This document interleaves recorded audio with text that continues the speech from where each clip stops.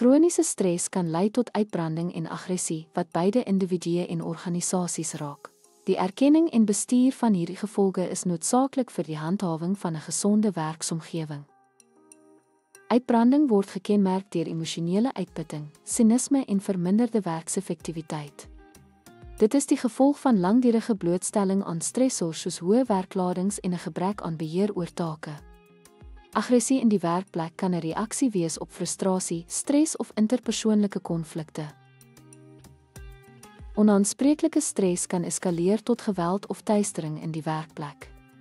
Organisasies behoort stresbestuursprogramme te implementeer om uitbranding en aggressie te voorkom. Ondersteunende leierskap en werknemerswelstandsinisiatiewe help om die risiko's van hierdie negatiewe uitkomste te verminder. Uitbranding en aggressie is ernstige gevolge van stres wat produktiwiteit en werkplekmoraal beïnvloed.